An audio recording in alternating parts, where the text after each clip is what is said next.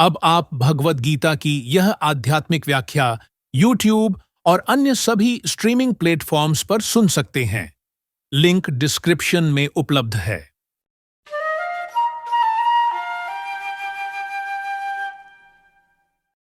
Shrimad Bhagavad Gita chapter 4 श्लोक 23। गत संगस्य मुक्तस्य ज्ञानावस्थित चेतस यज्ञायाचरत कर्म समग्र प्रविलीयते।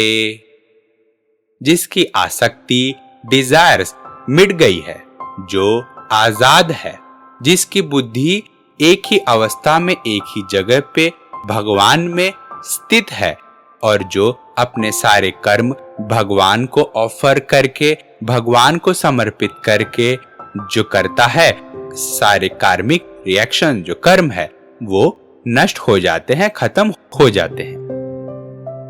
तो भगवान इस श्लोक में बता रहे हैं कि जैसा हम बोलते हैं ना कि हम जो अभी जीवन जी रहे हैं वो हमारे पिछले जन्मों के कर्मों के हिसाब से है, तो कैसे हम ऐसा करें कि कैसे हम वापिस जन्म न ले।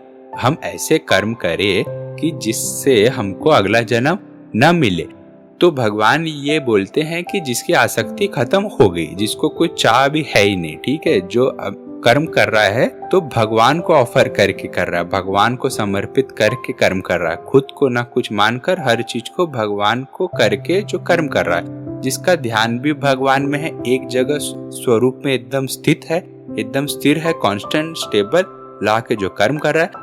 ऐसा जब इंसान कर्म करता है तो जैसा कि पिछले श्लोक में भगवान ने कहा कि वो इंसान कर्म से बंधता है नहीं। तो ऐसा अगर कोई इंसान कर रहा है कंटिन्यूअसली तो उसके जो पीछे के कर्म है वो खत्म हो जाते हैं, तो फिर उसका वापस से अगला जन्म होने का कुछ पॉइंट ही नहीं रहा। तो वही सब भगवान इस श्लोक में बताते हैं। ये श्लोक जो है वो प्रीवियस के 5 श्लोक का कंक्लूजन है, जो भगवान अभी तक बता रहे थे कि क्या इंसान कैसा है, स्टेबल है, सुख दुख में एक, हार जीत में एक समान है, गुस्सा नहीं कर रहा है, जलन नहीं कर रहा है किससे।